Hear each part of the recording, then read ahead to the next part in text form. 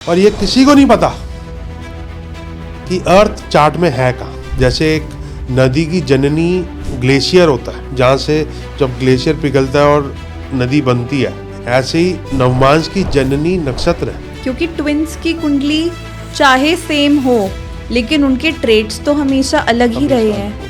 पूरा north India का जो पार्ट है, हिमाचल, पंजाब और जम्मू कश्मीर के कुछ पार्ट, ये पूर्वा चक्र में विशा और पूर्वा भाद्रपद नक्षत्र में आते हैं। तभी इन जगहों में इतना ज्यादा डैमेज हुआ है। डैमेज तभी हुआ। नक्षत्र की एक स्पेशल घटी होती है। घटी माने 24 मिनट्स का पीरियड होता है। वो नक्षत्र की जो पीरियड होता है वो बड़ा अनऑस्पिशियस होता है। तो astrology is all about combinations, लेकिन ये कॉम्बिनेशन सिर्फ चार्ट में नहीं देखने होते, ये अंदर अंदर अंदर अंदर अंदर देखने पड़ते हैं। क्वांटम ऑफ थ्योरी हर जगह। नक्षत्रों के बारे में नॉलेज होनी बहुत जरूरी। हमारी स्टॉक मार्केट को भी नक्षत्र ही ऊपर नीचे करते हैं, फ्लक्चुएट कर रहे हैं। वो नक्षत्र अकेला अकेला पूरे एक महीने की स्टॉक मार्केट डायरेक्शन का आइडिया देते हैं।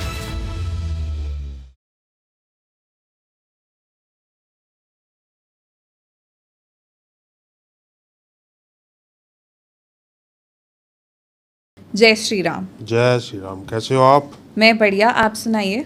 मैं तो हमेशा से बढ़िया। हमेशा से बढ़िया, ऐसे ही रहना चाहिए। है ना? हाँ जी। तो आज हम आए हैं कुछ डिस्कशंस करने हैं एस्ट्रोलॉजी के टॉपिक्स पे, ताकि हम लोगों को और अच्छे से एजुकेट कर पाएँ उन टॉपिक्स को रिलेटेड, स्पेशली उनको जिनको एस्ट्रोलॉजी में बहुत कीन इंटरेस्ट है। हाँ जी। तो आप मुझे बताइए कि जैसे नक्षत्र होते हैं जिनको हम कॉन्स्टेलेशन ऑफ स्टार्स कहते हैं इंग्लिश में, तो जिस दिन हम पैदा होते हैं, तो हम जिस दिन पैदा हुए उस दिन एक स्क्रीनशॉट लिया गया अर्थ से, from the location of our bed, जिसमें हमारी मदर थी, वहाँ से स्क्रीनशॉट लिया गया। अर्थ एज अ प्लैनेट हम कंसिडर नहीं करते क्योंकि हम उसमें पैदा हुए हैं। कंसीडर करते हैं ओके। अर्थ कहाँ होती है? कुंडली में अर्थ क्या है? हमारा खुद का चार्ट ही है। असेंडेंट, लगन। अच्छा, हमारा खुद का लगन, राइट। अर्थ जब सन ईस्ट में है और अर्थ भी ईस्ट में है तो सुबह अर्ली मॉर्निंग हो रही होती है। ऐसे पूरी अर्थ में कोई भी जगह नहीं है जहाँ पे अर्ली मॉर्निंग में सनराइज के टाइम सन फर्स्ट हाउस में ना हो। तो अर्थ हमारा फर्स्ट हाउस है, जिसको असेंडेंट कहा जाता है, जिसको लगन कहा जाता है। राइट। जब सन ईस्टर्न होराइजन अर्थ है, करेक्ट। तो जब सन अर्ली मॉर्निंग में होता है तो फर्स्ट हाउस में होता है। फर्स्ट हाउस ईस्ट है। करेक्ट। सन जब सेट के टाइम होता है तो वेस्ट में होता है, तो सेवंथ हाउस क्या है? वेस्ट है। वेस्ट है। तो इससे हम ऐसे मतलब कह सकते हैं कि जो अर्थ है वो हमारा लगन है, हम खुद हैं, हमारे असेंडेंट की ट्रेट्स वहीं से आएंगे, वहीं से, है ना? और ये किसी को नहीं पता कि अर्थ चार्ट में है कहाँ। करेक्ट। यही मेरा क्वेश्चन था व्यूअर्स को एड्रेस करने के लिए। आपको भी नहीं पता था? करेक्ट। आपको क्या 99% एस्ट्रोलॉजर्स को नहीं पता कि अर्थ चार्ट में कहाँ है। हाँ, being an astrologer myself, I used to predict कि अर्थ हमारा खुद का चार्ट है, हम खुद हैं। बट या फॉर अ ग्रेटर क्लैरिटी आपने मुझे बताया है कि हम उसे लगन के थ्रू भी प्रिडिक्ट कर सकते हैं। तो आपको लगन का समझ आ गया? करेक्ट। लगन is the most important entity in our chart. अब लगन क्या है? 30 डिग्री का एक कॉलम है, बॉक्स है। लगन क्या है? हमारे एक 30 डिग्री का कॉलम है, बॉक्स है। लगन में कोई नक्षत्र होगा, वो हमारे ट्रेड्स बनाएगा। मून का जो नक्षत्र होगा वो हमारा मेंटल ट्रेड बनाएगा, और सन का जो नक्षत्र होगा वो हमारे सोल के ट्रेड्स बनाएगा। तो ऐसा कहा जा सकता है कि जो हमारे D1 चार्ट में हमारा लगन है, वो कहीं ना कहीं हम जो सोसाइटी को पोर्ट्रे कर रहे हैं, हमारे ट्रेट्स, जो हमारे आउटर ट्रेट्स हैं बिहेवियरल फॉर्म में जो आते हैं, वो हमारा D1 चार्ट में हमारा लगन है, पर एक्चुअल में जो हम लोग हैं इंटरनली, क्या वो हमारा नवांश चार्ट जो D9 है उसके लगन से कहा जाता है? एग्जाम्पल देता हूँ एक। नवमांस आया ही नक्षत्र से है। नवमांस की जो जननी है, जैसे एक नदी की जननी ग्लेशियर होता है, जहाँ से जब ग्लेशियर पिघलता है और नदी बनती है, ऐसे ही नवमांस की जननी नक्षत्र है। एक राशि में 9 नवमांस होते हैं। 30 नवमांस मतलब 9वां अंश। राइट। नवमांस मतलब 9वां अंश। तो अगर मेष राशि में 30 डिग्रीज है और उसको हम डिवाइड बाय 9 करेंगे तो 3 डिग्री 20 मिनट्स आएगा। करेक्ट। तो 3 degree 20 minutes into 9 is equal to मेष राशि। करेक्ट। अब इसमें 2.25 नक्षत्र आते हैं। 2.25 नक्षत्र, पूरा अश्विनी नक्षत्र आ गया, पूरा भरणी नक्षत्र आ गया और 0.25 कृतिका नक्षत्र आ गया। तो इसका मतलब ये हुआ कि अश्विनी के सारे तारे, भरणी के सारे तारे और कृतिका के कुछ तारे इसमें आ गए। अब बात समझ आ रही? मेष राशि में। मेष राशि में, तो मेष राशि में अगर 2.25 नक्षत्र हुए तो एक नक्षत्र की 4 पदाएं, तो 2 पूरे नक्षत्रों की कितनी पदा हो गई? 8। राइट। और 0.25 जो नक्षत्र है उसकी कितनी पदा हो गई? 1। राइट। तो 9 पदा। 9 पदा इज इक्वल टू 1 राशि।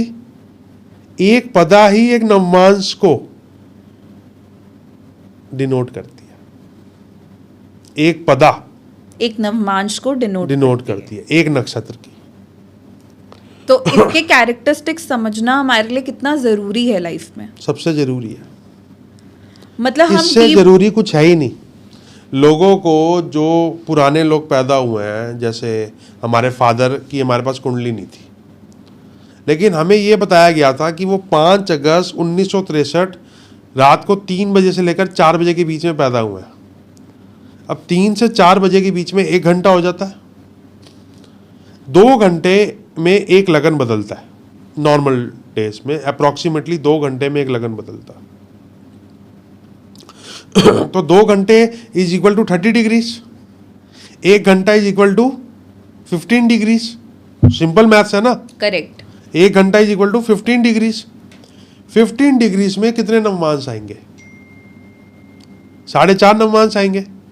तो मुझे उन 4.5 नवमांश में से पता करना है कि मेरे फादर का कौन सा नवमांश है। और वो आप उनके ट्रेट्स में से पता करेंगे। सिर्फ फिजिकल एट्रीब्यूट से पता चल जाता है। इससे हमारा रेक्टिफिकेशन होने में आसानी रहती है। बर्थ टाइम रेक्टिफिकेशन होता ही ऐसे है। जो लोग पूरा इवेंट्स को जस्टिफाई करते रहते हैं ना, बेवकूफ लोग हैं। इवेंट्स को जस्टिफाई करने की जरूरत ही नहीं है। आप नहीं। अगर फिजिकल एट्रीब्यूट्स को ही मैच कराएं तो नक्षत्रों से ही हमें पता चल सकता है कि किसी का टाइम ऑफ बर्थ क्या है। सारावली में नवमांश अध्याय में 2 चैप्टर्स हैं। एक चैप्टर नंबर 24 है जिसमें चंद्र नवमांश अध्याय है। एक चैप्टर नंबर 51 ऐसा है जो नवमांश अध्याय है। इन दोनों नवमांश को देख के, सिर्फ इन दोनों नवमांश को देख के मैं बर्थ टाइम रेक्टिफिकेशन करता आया हूँ।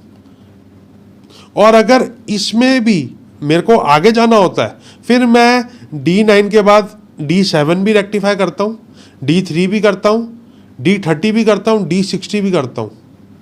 और जब ट्विंस का केस आता है तो मैं D150, जिसको नाड़ियामसा बोलते हैं, वो भी रेक्टिफाई करता हूँ।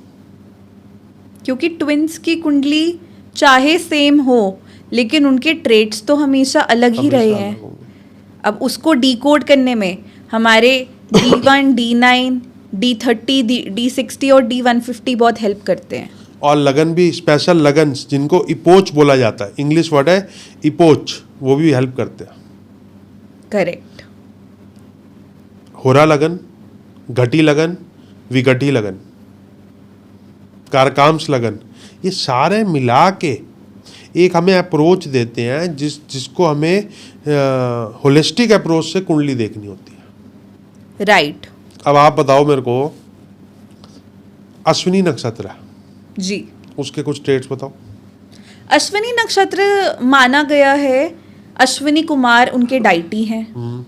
अश्विनी कुमार हमारे वेदों में बताए गए हैं कि 2 घोड़े के सिर वाले एक शरीर के डाइटी हैं जो हर्ब्स और मेडिसिन्स में स्पेशलाइज करते थे। महाभारत काल से ये कहा गया है कि जो नकुल और सहदेव हैं वो अश्विनी कुमार के ही वंश हैं। राइट। तो आपने महाभारत में ही देखा होगा कि ड्यूरिंग द वॉर जब भी सोल्जर्स घायल होते थे, उनका रेस्ट का पीरियड आता था, तब नकुल और सहदेव आते थे एक्शन में। उनको हर्ब्स मेडिसिन्स लगा के, उनका ट्रीटमेंट करके रात को उनको वापस हेल्दी बनाते थे कि सुबह उनको वापस वॉर लड़ने जाना है। तो ऐसे ही कुछ कैरेक्टरिस्टिक्स ऑब्जर्व किए गए हैं अश्विनी नक्षत्र के साथ कि मेडिसिन्स में बड़ी रुचि रहती है इन लोगों को, दूसरों को मेडिसिन्स कंसल्ट करना, और खुद कंजम्पशन बड़ी हैवी रहती है इनकी मेडिसिन्स को लेके।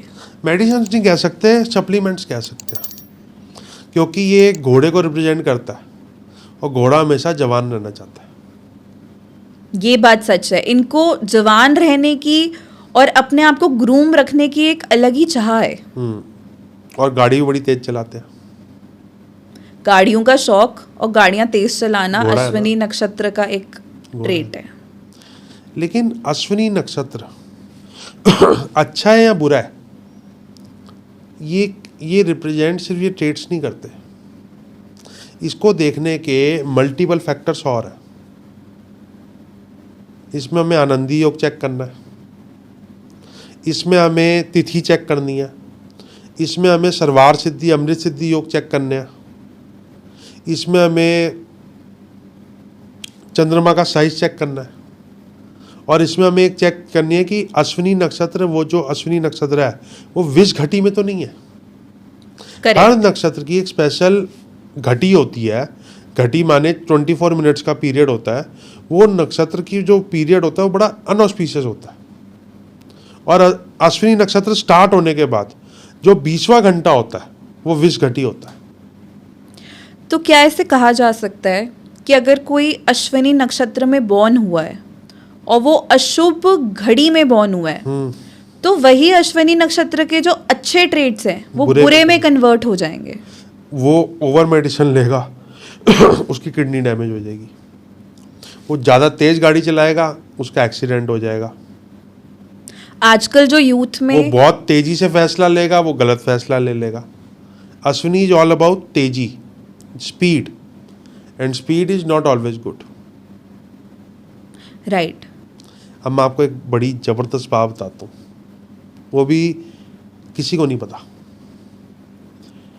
त्रिकोण होता है ना, हाँ जी। त्रिकोण हाउसेस कौन से होते हैं? 1st, 5th और 9th। त्रिकोण नक्षत्र पता है? त्रिकोण नक्षत्र नहीं पता। थोड़ा, हाँ जी, आप एक्सप्लेन कीजिए। त्रिकोण तिथियां पता है? नहीं पता। त्रिकोण नक्षत्र 1, 5 और 9 में सेम नक्षत्र होगा, सेम लॉर्ड का नक्षत्र होगा जो लगन में होगा। करेक्ट। तो जो फर्स्ट नक्षत्र है वो सेम जैसे अश्विनी नक्षत्र है, इसके देवता तो अश्विनी कुमार हो गए, लेकिन इसके प्लैनेटरी लॉर्ड हुए केतु। तो जो अश्विनी नक्षत्र से 10वां नक्षत्र है उसका नाम है मघा, उसके प्लैनेटरी लॉर्ड हुए केतु ही हैं। केतु, लेकिन उसके जो देवता हैं वो अश्विनी कुमार नहीं है, वो पितर हैं, आर एंसेस्टर्स। और जो उससे 19th नक्षत्र हुआ वो मूल है, उसके भी प्लैनेटरी लॉर्ड केतु हैं। लेकिन जो उसकी देवी है वो है देवी निरति, जो राक्षसों की देवी थी। तो अश्विनी, मघा और मूल तीनों आपस में त्रिकोण की वजह से रिलेटेड है। त्रिकोण की वजह से भी रिलेटेड हैं और केतु की वजह से भी रिलेटेड है। वो त्रिकोण की वजह से रिलेटेड है, तभी वो केतु की वजह से रिलेटेड है। राइट। जिसका लगन नक्षत्र अश्विनी होगा उसका 5th हाउस का नक्षत्र मघा होगा, 9th हाउस का नक्षत्र मूल होगा। जिसका लगन मूल होगा उसका 5th हाउस में अश्विनी होगा, 9th हाउस में मघा होगा। इस तरह से वो त्रिकोण घूमता रहता है। करेक्ट। ऐसे ही त्रिकोण तिथियां भी होती हैं जो आपस में एक दूसरे से अटैच्ड होती हैं। 1, 6 और 10 ये त्रिकोण तिथियां हैं। 4, 9 और 11 ये त्रिकोण तिथियां। हर तिथि का नाम दिया हुआ है। जैसे चतुर्थी, नवमी और चतुर्दशी तिथि को रिक्ता तिथि बोलते हैं। कई लोग कहते हैं ये रिक्ता तिथि खराब है। लाल किताब वाले भी कुछ कहते हैं कि ये रिक्ता तिथि खराब है। रिक्ता तिथि खराब नहीं है। रिक्ता तिथि एक कॉम्बिनेशन के तहत खराब है। लेकिन उन्हीं रिक्ता तिथि में अगर थर्सडे आ जाए और सैटरडे आ जाए तो वो ऑस्पिशियस हो जाती है। जैसे गणेश चतुर्थी भी एक रिक्ता तिथि है, लेकिन हम उसको कितना ऑस्पिशियस मानते हैं ना। बिल गेट्स रिक्ता तिथि में पैदा हुआ था। रामनवमी नवमी तिथि में हुई थी। स्ट्रगल आता है, लेकिन वो स्ट्रगल भी अच्छे के लिए आता है। मतलब लेटर ऑन लाइफ में आपको सक्सेस जरूर मिलती है। तो रिक्ता तिथि जो सबसे बुरी तिथियां हैं जो कही जाती हैं, उनमें भी अच्छी सक्सेस मिल जाती है अगर वो थर्सडे और सैटरडे के साथ रिलेट हो। तो astrology is all about combinations. लेकिन ये कॉम्बिनेशन सिर्फ चार्ट में नहीं देखने होते, ये अंदर अंदर अंदर अंदर अंदर देखने पड़ते हैं। क्वांटम ऑफ थ्योरी हर जगह है। हर चीज का एक परम्यूटेशन और कॉम्बिनेशन लगा के हमें प्रिडिक्शन देनी है। और एक और आपको बात बताऊं, ये जो त्रिकोण नक्षत्र थ्योरी है ना, ये आपस में एक दूसरे की रिस्पेक्ट करते हैं। अश्विनी वाला मूल की करेगा, मूल वाला मघा की करेगा, मघा वाला अश्विनी की करेगा। तो क्या ऐसा कहा जा सकता है कि अश्विनी, मघा और मूल कहीं ना कहीं एक दूसरे से कनेक्टेड होके भी एक दूसरे को काफी चाहते हैं? चाहते नहीं है, चाहना गलत वर्ड होगा। इनका कार्मिक डेप्थ होता है आपस में, जिसे हम आजकल एक कार्मिक एनर्जी एक्सचेंज कह सकते हैं। हाँ। जिन्होंने मेरे को एस्ट्रोलॉजी पढ़ाई, द ग्रेट मिश्रा सर, उनका आद्रा नक्षत्र है। राइट। मेरा स्वाति नक्षत्र है। और मेरे कुछ स्टूडेंट्स हैं जिनका सतभिषा नक्षत्र है। मेरे ताया जी जो मेरे डॉक्टर भी रहे हैं, उनका भी सतभिषा नक्षत्र है। तो स्वाति, आद्रा और सतभिषा तीनों त्रिकोण नक्षत्र हैं, 1, 10 और 19। तो इनका भी एक दूसरे के साथ कार्मिक एनर्जी एक्सचेंज रहता है। हम तीनों की कैरेक्टरिस्टिक्स अगर मैच नहीं भी करती, तब भी हम तीनों कहीं ना कहीं कनेक्टेड हैं और इन अ वेरी पॉजिटिव वे। क्योंकि सिंस ये त्रिकोण नक्षत्रों में फॉल करता है, तो एक बहुत पॉजिटिव कनेक्शन आपको फील होगा ऐसे लोगों से। फील ना भी हो तो आपका कोई ना कोई कार्मिक रिलेशन इनके साथ रहता ही रहता है। अब मेरे केस में मैं स्वाति नक्षत्र हूँ, चाहे वो आद्रा वाला हो चाहे वो सतभिषा वाला हो, तो उनके साथ मेरा कोई ना कोई कार्मिक रिलेशन रहता ही रहता है। मैं चतुर्थी तिथि हूँ, तो नवमी तिथि और चतुर्दशी तिथि वालों के साथ मेरी जिंदगी में इतने चतुर्दशी तिथि वाले आए हैं, शुक्ल पक्ष और कृष्ण पक्ष, as a client, as a friend, as a enemy also. तो कहीं ना कहीं इनसे पाला पड़ता रहता है। और इसी को कार्मिक डेट की बैलेंस होती रहती है। आप देखोगे कि आपका जिससे पाला पड़ रहा है, या तो तिथि, या वो नक्षत्र, या वो लगन लॉर्ड के त्रिकोण वाला होगा। करेक्ट। आपका जिससे पाला पड़ रहा है, या तिथि का त्रिकोण होगा, या नक्षत्र का त्रिकोण होगा, या लगन लॉर्ड का त्रिकोण होगा। बिल्कुल सही बात है। तो अश्विनी को कंटिन्यू करते ही उनके त्रिकोणों की बात करते हैं और मघा पे आते हैं। आप बताओ मघा के बारे में। ऐसा वेदों में कहा गया है कि मघा नक्षत्र वाले अपने एंसेस्ट्रल ट्रेट्स लेके आते हैं दुनिया में। अगर उनके एंसेस्टर, जिनको हम पितृ भी कहते हैं, अगर उनको कुछ हेल्थ इश्यूज रहे हो लाइफ में, जैसे उनको डायबिटीज रही हो, शुगर रही हो, बीपी रही हो, तो आपके अंदर भी वही ट्रेट्स, वही बीमारियां और वही आचरण आता है। बिल्कुल सही कह रहे हो। वो कहीं ना कहीं अपने पितरों से बहुत रिलेटेड रहते हैं। ठीक कह रहे हो। ऑल्सो ये भी कहा गया है कि मघा नक्षत्र वालों में बहुत हिडन एंगर होता है। कहा गया नहीं है, ये रियलिटी है। एग्जैक्टली वेदों में ये एक्सप्रेस किया जो गया भी वेदों में कहा गया है वो कहा गया नहीं है, वो रियलिटी है। और बिल्कुल मघा नक्षत्र वालों में एंगर होता है। मघा नक्षत्र वाले ट्रू कॉपी होते हैं अपने एंसेस्टर्स की। वो मदर की भी हो सकती है, वो फादर की भी हो सकती है। लेकिन मघा नक्षत्र अगर संडे को पड़ जाए तो यमगंड योग बन जाता है। अब यही मघा नक्षत्र के अगर 100 क्वालिटीज़ हैं तो इसमें आपको सक्सेस नहीं आएगी इस संडे वाले मघा नक्षत्र में, क्योंकि यमगंड योग एक बहुत इनऑस्पिशियस योग माना गया है। इनऑस्पिशियस योग माना गया। मघा नक्षत्र की अगर पहली पदा होती है किसी की, अगर उसकी ना चले, वो तानाशाह कहा गया। क्या कहा गया? तानाशाह, डिक्टेटर। डिक्टेटर। अब मान लो किसी की बीवी डिक्टेटर है और वो अपने हस्बैंड को कह रही है कि ऐसा नहीं करना, तो ऐसे लोगों की पर्सनल लाइफ में दिक्कत आ जाती है। मैरिज में कंपैटिबिलिटी इशू रहेगा। अब कोई डिक्टेटर भी है और उसका यमगंड योग भी है, तो उसका बिल्कुल ही बेड़ा पार है। बेड़ा पार हो जाएगा। बेड़ा पार नहीं हो जाएगा, डिवोर्स हो जाएगा, डाइवोर्स वाला बेड़ा पार। मेंटल सेपरेशन हो जाएगी। तो मघा नक्षत्र के अच्छे और बुरे कैरेक्टरिस्टिक्स, मघा नक्षत्र के साथ कौन सी तिथि है, कौन सा वार है और कौन सा लगन है, ये 3 फैक्टर्स भी आगे जाके हमें देखने पड़ेंगे। ये तीनों फैक्टर्स के कॉम्बिनेशन मिला के हमें एक पर्सन या एक व्यक्ति के बारे में उसकी प्रिडिक्शन देनी पड़ेगी। एस्ट्रोलॉजर्स क्या करते हैं कि इसमें माइनर डिटेल्स नहीं देखते। वो कहते हैं ये नक्षत्र है, इसके ये कैरेक्टरिस्टिक्स हैं, ये ऐसे ही होगा। ऐसा नहीं होता। करेक्ट। ऐसा नहीं होता। मैंने तो नहीं, लेकिन मेरे किसी स्टूडेंट ने मेरे को बताया था कि आप जब बताते हैं कि मूल नक्षत्र और प्रतिपदा तिथि ज्वालामुखी योग है, तो अभी किसी की डेथ हुई है सेलिब्रिटी की, जिसको बोला गया कि स्किन केयर की वजह से उसकी डेथ हुई है, वो मूल नक्षत्र और प्रतिपदा तिथि थी, ऐसा मेरे किसी स्टूडेंट ने बताया। बाकी मैं सेलिब्रिटीज़ का चार्ट देखता नहीं हूँ। ये रिसर्च से हमने पाया। हाँ, ये सिर्फ एक ही बंदा पकड़ पाया जो मेरा स्टूडेंट था। क्योंकि उसने डीप रिसर्च करी। Deep research. नक्षत्रों के बारे में नॉलेज होनी बहुत ज़रूरी है।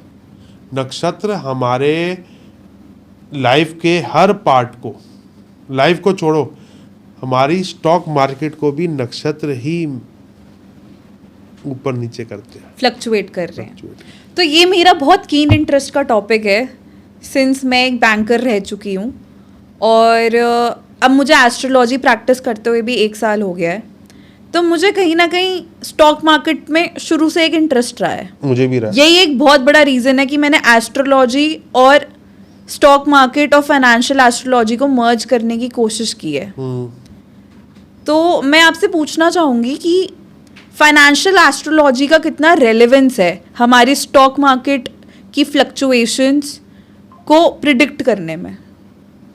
सपोर्ट मिल जाता है, गाइडेंस मिल जाती है, व्यू पॉइंट मिल जाता है। चार्ट, जो चार्टिंग होती है जिसमें हम देखते हैं डबल बॉटम बन रहा है, या जितने भी चार्टिंग जो चार्टिस्ट हैं, चार्ट को यूज़ करो, फाइनेंशियल एस्ट्रोलॉजी को यूज़ करो और फंडामेंटल्स को यूज़ करो। फंडामेंटल, टेक्निकल और एस्ट्रोलॉजी को यूज़ करो, आपकी 90% सक्सेस रेट आएगी। तो टेक्निकल्स और फंडामेंटल के साथ साथ अगर हम एस्ट्रोलॉजी यूज करो तो 80 to 90% आपकी सक्सेस रेट आएगी। ये बात सच है, क्योंकि मैंने खुद भी ये आजमाया हुआ है कि फंडामेंटल और टेक्निकल के बावजूद भी कई बार रिजल्ट्स नहीं आ पा रहे थे। लेकिन कहीं ना कहीं ये नक्षत्रों की स्टडी को जब मैंने फाइनेंशियल और एस्ट्रोलॉजी के साथ रिलेट किया तो स्टॉक मार्केट में बहुत अच्छे रिजल्ट्स आने लग गए। हर साल एक संक्रांति आती है, संक्रांति में मून किसी न किसी नक्षत्र में है। वो नक्षत्र अकेला अकेला पूरे एक महीने की स्टॉक मार्केट की डायरेक्शन का आइडिया दे देता है। स्टॉक मार्केट छोड़ो, कौन सी कमोडिटीज़ बढ़ेंगी और कौन सी कमोडिटीज़ घटेंगी उनका आइडिया भी वो अकेला अकेला नक्षत्र दे देता है। ये बात बहुत सच है कि अगर कोई नक्षत्र किसी डायरेक्शन में मूव कर रहा है और वो नक्षत्र कहीं ना कहीं बहुत स्ट्रांग होके प्लेस्ड है, जैसे मैं कहूँ कि चंद्र का नक्षत्र है और वो बहुत स्ट्रांगली प्लेस्ड है, मुझे कहीं ना कहीं लगेगा कि चंद्र से रिलेटेड चीज़ें जैसे सिल्वर है, राइस कमोडिटीज़ हैं, ये कहीं ना कहीं चंद्र से रिलेटेड है। तो इनमें हमारा कहीं ना कहीं राइज आने के चांसेस है, ग्रोथ आने के चांसेस हैं। ये प्रिडिक्ट करना बड़ा मुश्किल होता है कि ग्रोथ आएगी कि डी ग्रोथ आएगी। उसको देखने के कई मल्टीपल फैक्टर्स हैं। इसको मैं फाइनेंशियल एस्ट्रोलॉजी में रिसर्च कर रहा हूँ। कल को हो सकता है कोई सेमिनार दूँ, पढ़ाऊँ। वैसे मेरा सूरत में एक फाइनेंशियल एस्ट्रोलॉजी का सेमिनार भी है 27 सितंबर, इसी सितंबर में, और वो नक्षत्र बेसिस पे ही है। कुछ फाइनेंशियल एस्ट्रोलॉजर्स हैं इस दुनिया में जो मून के फेजिस से फाइनेंशियल एस्ट्रोलॉजी बताते हैं, लेकिन मून के फेजिस किस वजह से आते हैं कि मून किसी नक्षत्र से ट्रैवल कर रहा है, और उसमें भी 2 डेट्स देखनी बहुत जरूरी है। एक अमावस्या जिसको न्यू मून बोलते हैं, एक पूर्णिमा जिसको फुल मून बोलते हैं, और एक संक्रांति जिसमें सन अपनी राशि ट्रांजिट कर रहा होता है। ये 3 चीजें देख मार्केट का 70-80% एनालिसिस किया जा सकता है। तो जैसे इस सितंबर में कहा जा रहा है कि 2 ग्रहण हैं, एक लूनर ग्रहण जिसको हम चंद्र 7 ग्रहण कह रहे सितंबर को हैं, लूनर ग्रहण है, 8, 9, 10, 11 को। अरे जीएसटी न्यूज आने के बाद भी मार्केट गिर गई। वही तो ग्रहण का ये ऐसा रिजल्ट आया है कि कहीं ना कहीं मार्केट वापस स्टेबलाइज हो ही नहीं पा रही है, नहीं होगी, गिरेगी। और दूसरा ग्रहण 21 सितंबर को जो आ रहा है उसमें भी ग्रहण कौन से नक्षत्र में है? ग्रहण तो है, लेकिन ग्रहण कौन सा नक्षत्र में है? ये 7 सितंबर वाला ग्रहण आ रहा है पूर्वा भाद्रपद नक्षत्र में। शतभिषा और पूर्वा भाद्रपद दोनों में आ रहा है, राइट। तो कहाँ का प्रॉब्लम्स आएगी ये चेक करने के लिए आपको सबसे पहले कूर्मा चक्र देखना पड़ेगा या सर्वोत्तोपभद्र चक्र देखना पड़ेगा। उससे आपको आइडिया लगता है कि कौन सी कमोडिटी में प्रॉब्लम आएगी, कौन से स्टेट में प्रॉब्लम आएगी।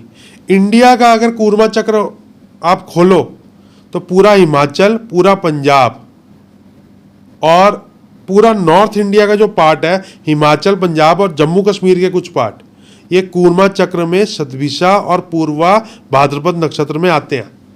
तभी इन जगहों में इतना ज्यादा डैमेज हुआ है। डैमेज तभी हुआ है। इसलिए हमें नक्षत्रों की स्टडी को समझना और फॉलो करना बहुत जरूरी है। बहुत रिसर्च करनी पड़ेगी नक्षत्रों में। अब आजकल नए नए बेवकूफ़ एस्ट्रोलॉजर्स आ गए हैं, और मैं वर्ड बेवकूफ़ बोलना नहीं चाहता, लेकिन जो मैं सुनता हूं मेरे को बेवकूफ़ बोलना पड़ रहा है। They don't have any logic to describe their prediction. और मैं जो भी प्रिडिक्शन कर रहा हूं, अगर स्टॉक मार्केट की प्रिडिक्शन है तो the great Varahamihira, Brihat Samhita, written by Varahamihira, translated by doctor Suresh Chandra Mishra और rated by me, chapter number 41, वो आपको स्टॉक मार्केट और कमोडिटीज के बारे में बता देता है। उस अध्याय का नाम ही तेजी मंदी अध्याय है। तो उसको पढ़ के और समझ के विद गाइडेंस आपसे लेके हम कहीं ना कहीं स्टॉक मार्केट के डिसीजंस ले पाएंगे। आइडिया लग जाता है, कुछ आइडिया लग जाता है। चैप्टर 41, बृहत संहिता, ऋषि Varahamihira, translated by great doctor Suresh Chandra Mishra. Number 2, जितने भी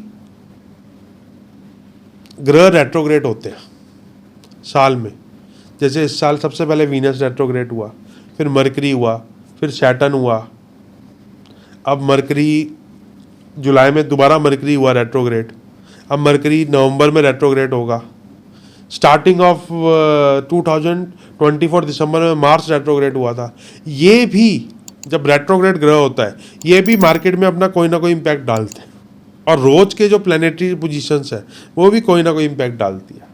तो जो लोग डेली बेसिस पे ट्रेडिंग करते हैं उनको डेली मूवमेंट ऑफ सन या मून या जो प्लैनेटरी पोजीशंस उस टाइम रेट्रोग्रेड idea हो लग रही हैं जाता है। उससे आइडिया लगा सकते हैं। उससे आइडिया लग जाता है। सन, मून, जुपिटर, मार्स, वीनस, आपकी जो कमोडिटी है वो कौन से नक्षत्र में फॉल करती है उससे एक आइडिया लग जाता है। करेक्ट। नक्षत्र से मुहूर्त का भी आइडिया लग जाता है। अब किसी ने मान लो मुझे पूछा कि मैं बिल्डिंग खड़ी करना चाहता हूँ या रॉकेट लॉन्च करना चाहता हूँ या प्लेन टेक ऑफ करना चाहता हूँ, जो चीज़ नीचे से ऊपर जा रही है, जो चीज़ नीचे से ऊपर जा रही है, तो मैं उसे बोलूँगा रोहिणी नक्षत्र में ये काम कर ले। लेकिन रोहिणी नक्षत्र की भी ऑस्पिशियस दूंगा, रोहिणी नक्षत्र ऑफ फ्राइडे नहीं दूंगा, क्योंकि रोहिणी नक्षत्र ऑफ फ्राइडे नेगेटिव है। तो रोहिणी नक्षत्र के साथ कोई ऑस्पिशियस डे दूंगा जो पॉजिटिव होगा।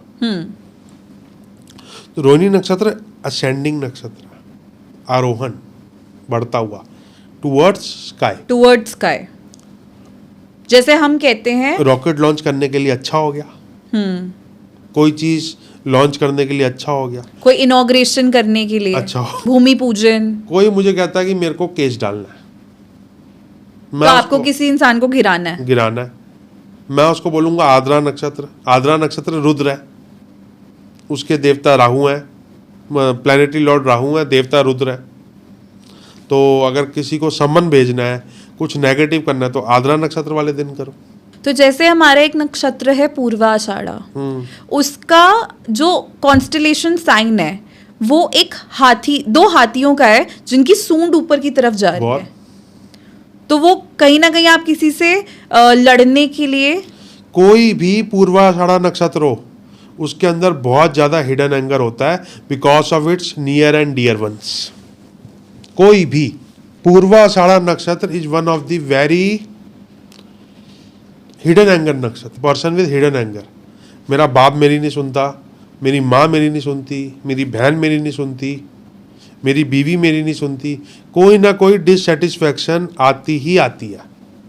क्योंकि नक्षत्र क्या डिनोट कर रहा है, एक हाथी अपने दो पैरों पे खड़ा है, दो पैर हवा में और सूंड ऊपर है। तो कहीं ना कहीं ये स्ट्रेंथ का भी प्रतीक है कि आप में खुद की इंटरनल स्ट्रेंथ बहुत है। गुस्से की तो है ही ना। तो क्या हम किसी को अगर लॉ लिटिगेशन के लिए किसी पे केस डालते हैं तब भी अगर हम पूर्वा आषाढ़ा नक्षत्र में डालें, आद्रा पूर्वाषाढ़ा दोनों अच्छे रहेंगे, दोनों अच्छे रहेंगे। करेक्ट। पूर्वा भाद्रपद भी अच्छा रहेगा, वो भी रुद्र का नक्षत्र है। ऐसे जो लोग लाइफ में रिसर्चर्स बनना चाहते हैं, एनालिस्ट बनना चाहते हैं, प्रिडिक्टर्स बनना चाहते हैं, या फिर हम कह सकते हैं एस्ट्रोलॉजर्स भी बनना चाहते हैं, क्या वो कहीं ना कहीं केतु के नक्षत्र से रिलेट कर पाएंगे? कर सकते हो, लेकिन आप बनना चाहते नहीं हो। आप बनना भी इसलिए चाहते हो क्योंकि आपकी कुंडली में वो चीज है। You don't choose your career chooses you. ये हमेशा ध्यान रखना।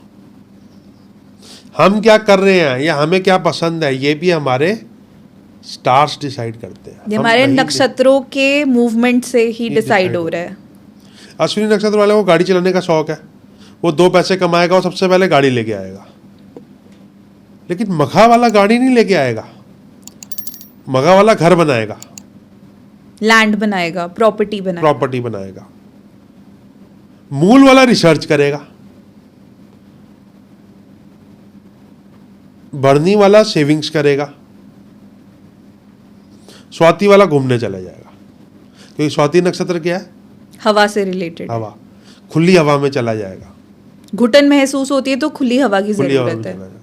नक्षत्र कितना कुछ बता सकता है आपके करियर के बारे में। चंद्रमा के नक्षत्र से 10वां नक्षत्र आपके करियर को बताता है। चंद्रमा के नक्षत्र से जो 22वां नक्षत्र है उसको आपको पता है क्या बोलते हैं? वैनाशिक नक्षत्र। आपकी लास्ट जन्म में डेथ कैसे हुई थी, ये चंद्रमा के नक्षत्र से 22 नक्षत्र काउंट कर लो, आपको पता चल जाएगा। मेरा विनाशिक नक्षत्र आता है 11th हाउस में, तो मेरी जो डेथ हुई होगी पिछले में, उसमें 11th हाउस का बहुत बड़ा रोल होगा। 11th हाउस में आता है बच्चों के स्पाउस, बच्चों के स्पाउस, अपना बड़ा भाई और बड़ी बहन, दोस्त का बड़ा भाई और बड़ी बहन, अपने से बड़े उम्र के दोस्त, अपने से बड़े उम्र के दोस्त, ज़्यादा बड़े उम्र के दोस्त। तो आपका विनाशिक नक्षत्र कहाँ बैठा है? जहाँ पे वो बैठा है वहाँ विनाश करेगा ही करेगा। अश्विनी हो गया, मघा हो गया, मूल नक्षत्र के बारे में बताओ आप। मूल का मतलब क्या होता है? मूल नक्षत्र का मतलब होता है कि वो उलझी जड़ें, जब हम किसी पौधे को उसकी रूट से निकाल दें, तो जब वो उसकी जड़ें उलझी फॉर्म में दिखती हैं, वो कहीं ना कहीं वो मूल नक्षत्र के कॉन्स्टेलेशन का फॉर्मेशन है। मूल नक्षत्र को हम लोग एक लायन की पूंछ से भी डिनोट करते हैं ना। मूल का मतलब होता है जड़, और मूल का मतलब होता है मूल वजह, किसी भी चीज़ की जड़, किसी भी चीज़ की जननी। इन्वेस्टिगेटर्स होते हैं बहुत अच्छे, मूल्यांकन करना, इन्वेस्टिगेटर्स, रिसर्चर। क्या एस्ट्रोलॉजर्स भी इसी नक्षत्र में पैदा हुए हैं? हो सकते हैं अच्छे एस्ट्रोलॉजर्स मूल नक्षत्र के हो सकते हैं। कहा गया है औरंगजेब भी इसी नक्षत्र के थे। इस नक्षत्र के बारे में कहा गया है कि मूल नक्षत्र में पैदा हुए लोग बहुत क्रूअल, काफी गुस्से वाले और हिंसक प्रभाव के होते हैं। सब नहीं होते, लेकिन हो सकते हैं।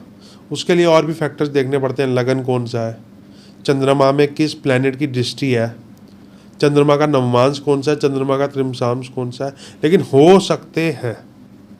और अगर अच्छे वेल प्लेस्ड हो आपका नक्षत्र, तो आपको बहुत वेल्दी और बहुत इंटेलेक्चुअल भी बनाता है। वो कोई भी नक्षत्र, अगर आपका नक्षत्र वेल प्लेस्ड है तो आपको वेल्दी तो बनाएगा ही बनाएगा। और मूल नक्षत्र की एक बात बताता हूँ, इनकी अपने फादर इन लॉ से नहीं बनती, या इनकी अपने फादर इन लॉ से दूरी रहती है, या इनके फादर इन लॉ इनके लिए अच्छे नहीं होते, या वाइस वर्सा, ये अपने फादर और फादर इन लॉ के लिए अच्छे नहीं हो पाते।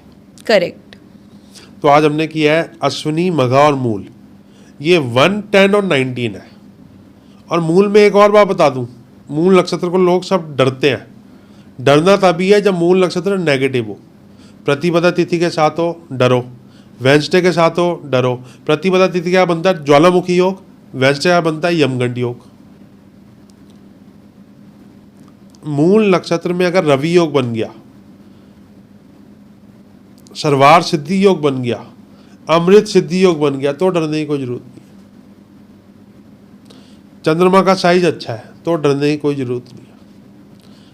मूल नक्षत्र नहीं, कोई भी गणमूल नक्षत्र आपका बुरा तब तक नहीं हो सकता जब तक उसके जो बाकी फैक्टर्स हैं वो उसको बहुत नेगेटिव नहीं लेके जा रहे। तो हम इसे कह सकते हैं कि हर चीज एक कॉम्बिनेशन के साथ ही बनेगी। सब कुछ कॉम्बिनेशन है।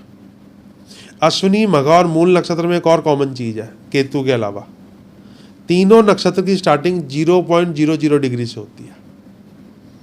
अश्विनी मेष राशि 0.00 डिग्री से शुरू होता है, मघा सिंह राशि 0.00 डिग्री से शुरू होता है, और मूल धनु राशि सेजिटेरियस 0.00 डिग्री से शुरू होता है। और कोई नक्षत्र नहीं है पूरे नक्षत्र क्लैन में जो 0.00 डिग्री से शुरू होते हैं। जो ये नक्षत्रों का त्रिकोण है ना, इसको समझना बहुत जरूरी है। और हमारी इस सीरीज का नाम ही होना चाहिए नक्षत्रों का त्रिकोण। नक्षत्रों का त्रिकोण। जय श्री राम। जय श्री राम।